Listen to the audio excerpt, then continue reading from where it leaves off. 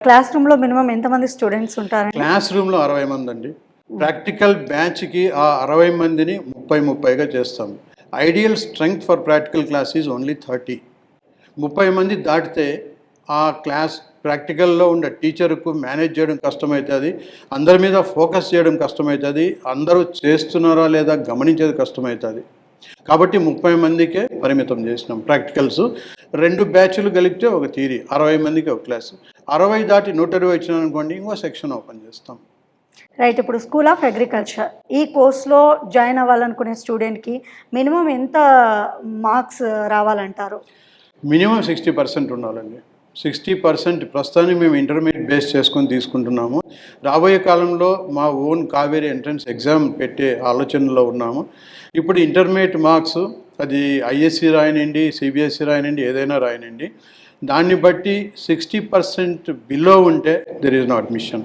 Okay. Standard maintain చేయాలి. Right. Internship ఏ ఇయర్‌లో స్టార్ట్ అవుతుంది? ఎన్ని మంత్స్ ఉంటుంది? ఈ ఇంటర్న్‌షిప్ ఫైనల్ 7th సెమిస్టర్లో ఎంటైర్ సెమిస్టర్ ఇంటర్న్‌షిప్ ఉంటుందండి. అది కాకుండా స్కిల్లింగ్ కోర్సులని ప్రతి సెమిస్టర్లోనే ఉంటాయన్నమాట.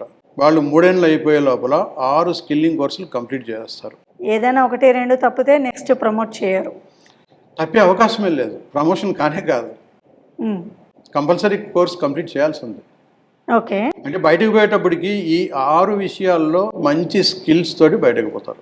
రైట్. ఇప్పుడు క్యాంపస్ ప్లేస్మెంట్స్ అనేటివి జరుగుతూ ఉంటాయి. హైయెస్ట్ ప్యాకేజ్ ఎంత ఉంది మీ స్టూడెంట్స్‌కి? క్యాంపస్ ప్లేస్మెంట్స్ గురించి చెప్పాలంటే వీఆర్ వెరీ యంగ్ యూనివర్సిటీ అండి. 2024లోనే స్టార్ట్ అయినాము. ఇప్పుడు ఫస్ట్ బ్యాచ్ విద్యార్థులు 2వ సంవత్సరంలో ఉన్నారు. సెకండ్ సెమిస్టర్లో సెకండ్ ఇయర్. వాళ్ళు థర్డ్ ఇయర్ కంప్లీట్ చేయాలా. ఫోర్త్ ఇయర్లో ఉండగా అంటే ఇంకొక ఆల్మోస్ట్ 2 ఇయర్స్ పడుతుంది మాకు. అప్పటికి వాళ్ళు రెడీ అవుతారు బయటనే ప్లేస్మెంట్కి రావడానికి. కాకుంటే వాళ్ళు అప్పటికి వాళ్ళని ఇప్పటి నుంచే మేము రెడీ చేస్తున్నాం. బయట బ్యాంకులు వాళ్ళు వస్తే వాళ్ళు ఏం చూస్తారు, ఏమి కోరుతారు విద్యార్థుల్లో, ఎటువంటి స్కిల్ ఉన్న వాళ్ళను బ్యాంకులో ఫీల్డ్ ఆఫీసర్గా తీసుకోవాలా, ప్రైవేట్ కంపెనీ వాళ్ళు ఏం కోరుకుంటారు, అట్లా మాకు అవగాహన ఉంది. కాబట్టి దానికి తగినట్లుగా ఈ పిల్లల అభిరుచులు కూడా కనుక్కుంటాం మేము. నువ్వు ఈ బ్యాంకు పోతావా, గవర్నమెంట్ జాబుకు పోవాలా, లేకపోతే ప్రైవేట్ ఏదన్నా జాబ్ లేకపోవాలా, వాళ్ళ అభిరుచులను బట్టి వాళ్ళకు గ్రూప్స్ చేసి వాళ్ళకు స్కిల్ సెట్ డెవలప్మెంట్ జరుగుతూనే ఉంటుందండి. ఎక్స్పర్ట్స్ని పిలిపించి ట్రైనింగ్ ఇస్తూ ఉంటాము.